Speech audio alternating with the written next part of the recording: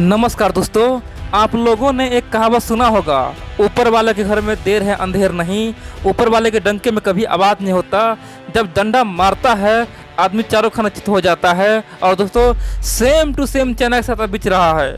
जो चाइना ज़बरदस्ती भारत के साथ उलझ रहा था और अपने देश में खासतौर पे अपने देशवासियों का ध्यान भटका रहा था और भारत के साथ दोस्तों एक तरह से छोटा मोटा युद्ध चल रहा था। दोस्तों उसी चाइना पे अब प्रहार हो चुका है। जापान, दोस्तों अब जानते हैं दुनिया का सबसे शांतिप्रिय देश जापान ने अब चाइना के खिलाफ मोर्चा खोल दिया है और जापान ने कह दिया है कि चाइना को अब बर्बाद किया जाएगा, जो होगा देख लिया जाएगा।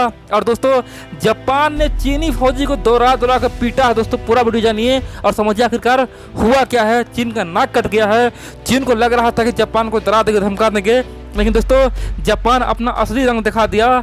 जिस तरह से 1945 में यानी कि दोस्तों वर्ल्ड वार 2 से पहले जिस तरह से जापान ने चीनी को दौड़ा कर पीटा था, दोस्तों जापानी सैनिक इतना खतरनाक था, चीन में घुस के कम से कम 3 से 4 लाख चीनी फौजी को मार दिया था। दोस्तों ये 1937 की बात है। दोस्तों 1937 में जापान और चीन के बीच युद्ध हुआ था। उस युद्ध में जापान ने चीन के 3 से 4 लाख सैनिक को मार दिया था और चीन का नाक कटवा दिया था। दोस्तों उसी प्रकार का हरकत जापान ने फिर किया है और चीन को चेता दिया है कि अगर फिर से इस तरह का घटिया हरकत करोगे तो घर में घुस के मारेंगे।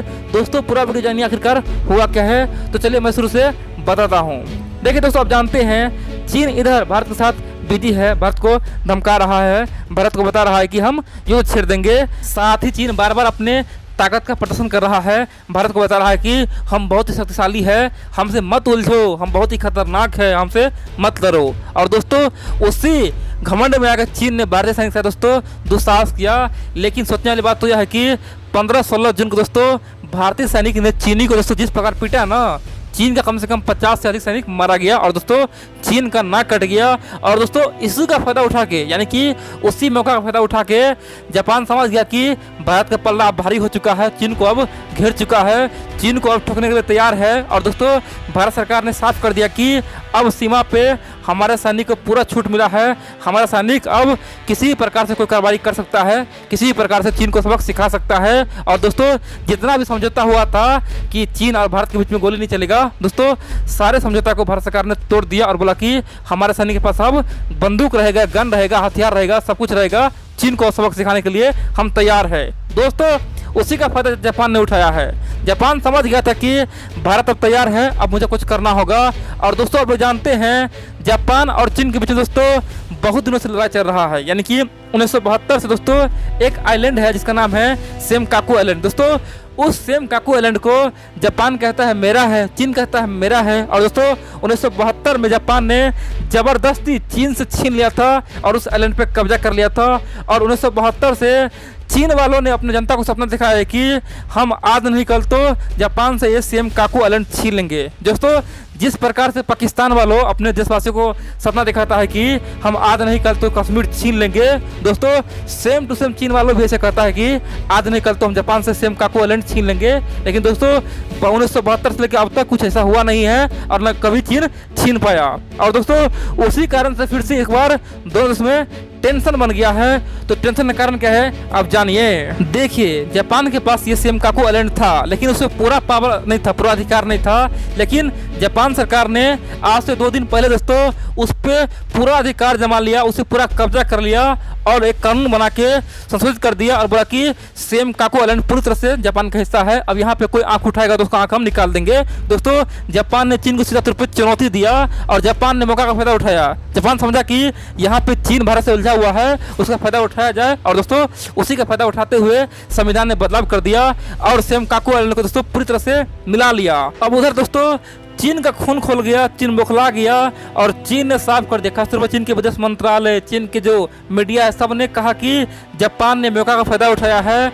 जापान भारत और चीन का जो टेंशन है उसका फायदा उठाया है और उस फायदा में जापान ने बहुत ही खतरनाक चाल चला है। जापान के लिए भारी पड़ेगा, जापान पे हम हमला करेंगे, यहाँ तक कि सेना उतारेंगे, नेवी उतारेंगे, सब चीज़ करेंगे, जापान को सबक सिखा देंगे, जापान का होश ठिकाना लगा देंगे। दोस्तों चीन लगातार 2 दिन से बयानबाजी कर रहा था और जापान को धमका रहा था। उधर जापान बार बार बोल रहा था कि चीन कुछ नहीं कर सकता है, चीन में दम नहीं है, चीन एक डरपोक देश है, चीन में हिम्मत नहीं है। जिस प्रकार से हम 1937 में मारे थे, एक बार फिर से 2020 में हम चीन को दोहरा के मारेंगे, हमारा फौजी मजबूत है। दोस्तों जापान बार बार कह रहा था और उसी आगोश में आकर, गुस्से में आकर चीन ने अपना बहुत सारे पनडुब्बी को, बहुत सारे जहाज को दोस्तों जापान के एरिया में भेज दिया, यानी कि जापान का जो समुद्री इलाका उसमें भेज दिया और सेमकाकू आइलैंड के पास दोस्तों भेज दिया। उधर दोस्तों जापानी सैनिक तैयार था, जापानी नेवी तैयार था और चीनियों को दोस्तों जिस प्रकार से भगाया है ना, जिस प्रकार से मारा है ना दोस्तों, चीनियों को सबक मिल गया है। एक तरह जहां बॉर्डर पे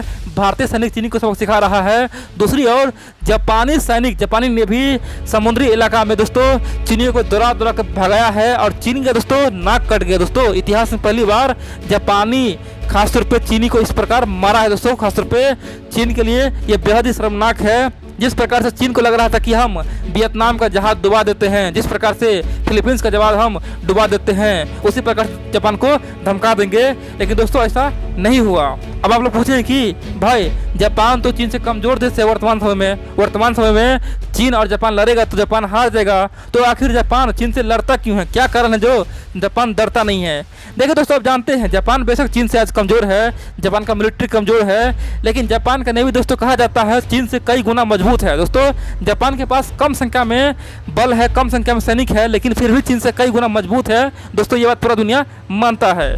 दूसरी ओर दोस्तों जापान के ऊपर दोस्तों अमेरिका का अम्ब्रेला है, छाता है। आप पूछेंगे कि भाई ये अमेरिका का अम्ब्रेला क्या होता है? देखिए दोस्तों, जब 1945 में जब दूसरा विश्व युद्ध खत्म हुआ था, उस समय सबसे अधिक नुकसान जापान को हुआ था। जापान का दोस्तों कई लाखों सैनिक मारा गया था, कई लाखों आदमी मारा गया दोस्तों, आम आदमी मारा गया था और उस समय पूरी दुनिया फूट कर रोया था, खासतौर पे अमेरिका भी रोया था।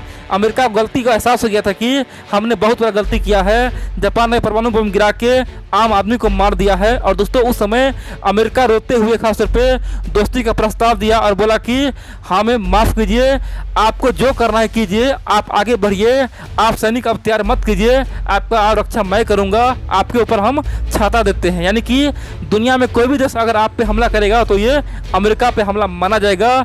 और दोस्तों तभी से यानी कि 1945 से लेकर अब तक जापान पे अमेरिका का अम्ब्रेला है, यानी कि जापान पे कोई हमला करता है तो समझिए अमेरिका पे हमला हुआ। अब दोस्तों जापान पे कोई परमाणु बम हमला करने के बारे में सोचता भी है ना, तो समझिए आप अमेरिका से युद्ध छेड़ दिए हैं। इसीलिए कोई भी देश जापान के बारे में गलत नहीं सोचता है। और दोस्तों परमाणु युद्ध भी कभी होगा ना, जापान पे कोई अगर उंगली उठाता है तो अमेरिका दोस्तों उस पर परमाणु बम छोड़ेगा, क्योंकि अमेरिका ने साफ संधि किया है कि जापान कभी परमाणु बम नहीं बनाएगा, लेकिन जापान के ऊपर कोई हमला नहीं कर सकता है। अगर जापान के ऊपर कोई परमाणु हमला करेगा तो उससे 100 गुना हमला अमेरिका करेगा उसके ऊपर। दोस्तों ये सब कुछ साफ साफ लिखा जा चुका है, क्योंकि अमेरिका ने जापान को साफ साफ कहा था कि आप केवल तरक्की कीजिए, आपको सुरक्षा मैं करूंगा, क्योंकि आप ऑलरेडी बहुत क्षति झेल चुके हैं, आपका लाखों सैनिक मारा गया है, लाखों आदमी मारा गया है, आपके साथ नाइंसाफी हुआ है। दोस्तों अमेरिका ने उस समय सब कुछ कहा था।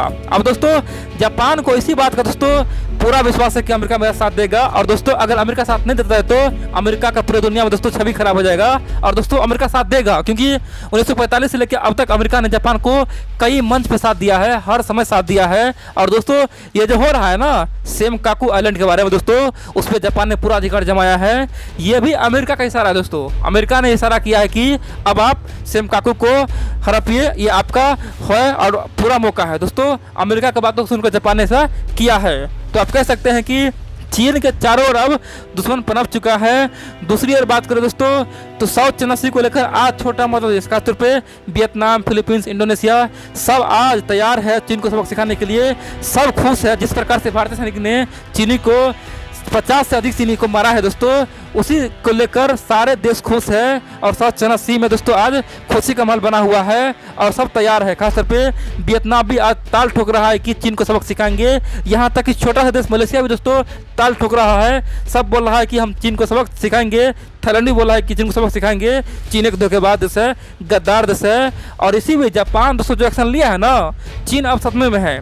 चीन सोच रहा है कि हम करे तो करे क्या। दोस्तों चीन का जो ग्लोबल टाइम्स है, कह सकते हैं प्रोपेगेंडा फैक्ट्री। दोस्तों ग्लोबल टाइम्स ने यहाँ तक कह दिया है कि भारत और जापान घमंड न करे, अगर एक तरफ जापान रहे दूसरी ओर भारत रहे, अगर ये दोनों मिलकर भी हमला करें ना तो चीन का कुछ नहीं होगा। चीन एक पहाड़ जैसा देश है, चीन एक बलवान देश है। दोस्तों चीन को अपने आप में बहुत घमंड है दोस्तों। चीन का घमंड इस बार टूटने का समय आ चुका है। और सच्चाई तो यह है दोस्तों, अगर सचमुच में जापानी ने भी दोस्तों मैदान में उतर जाएगा ना, तो समझिए यही काफ़ी है दोस्तों। अगर परमाणु युद्ध ना हो तो दोस्तों आप जानते हैं जापान और चीन के बीच में कोई बॉर्डर इलाका है नहीं, यानी कि ज़मीनी इलाका नहीं है, केवल समुद्री इलाका दोस्तों है और समुद्री सीमा है दोस्तों। समुद्री सीमा में जापान के पास जितना ही सैनिक है उतना ही चीन के लिए काफ़ी है दोस्तों।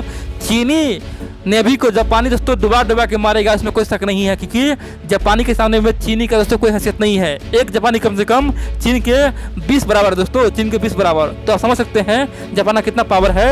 अगर आपको विश्वास ना हो तो वर्ल्ड वार 1 से पहले देखिए दोस्तों, वर्ल्ड वार 2 से पहले देखिए दोस्तों। दोनों युद्ध में जापान ने अपना कितना पावर दिखाया था। जापान का केवल छोटा सा सैनिक था दोस्तों, छोटा टुकड़ी था, लेकिन जापान ने उस समय जापान के नेवी ने बहुत सारे देश को सबक सिखा दिया था। जैसे चाइना हो गया, रसिया हो गया दोस्तों, चाइना को भी हराया, रसिया को भी हराया, पूरे कोरिया पे कब्जा किया दोस्तों। अमेरिका के साथ आंख में आंख मिला के बात कर रहा था, लेकिन जापान के साथ धोखा हुआ, परमाणु बम गिरा। उस समय दोस्तों जापान घुटना टेका था। तो आप कह सकते हैं कि जापानी फौजी में आज भी हिम्मत है, आज भी दम है। अगर जापानी बोलता है दोस्तों तो वो करके दिखाता है, क्योंकि जापानी पहले वैसे बोलता नहीं है, लेकिन जब बोल देता है कि सबक सिखाएंगे तो सबक सिखा के छोड़ता है। और दोस्तों इसीलिए चाइना पहले भारत से उलझता है। चाइना जानता है कि भारत से उलझेंगे तो भारत हमसे बात विवाद करेगा, कुछ नहीं करेगा, केवल विवाद करेगा, बात करेगा। लेकिन जापान से उलझेंगे तो जापान हमें केवल ठोकेगा, मारेगा दोस्तों। इसीलिए चाइना कभी भी जापान से नहीं उलझता है, लेकिन इस बार बहुत बड़ा गलती कर दिया है और जापान से उलझ चुका है और अपने आप को दोस्तों आग में धकेल चुका है।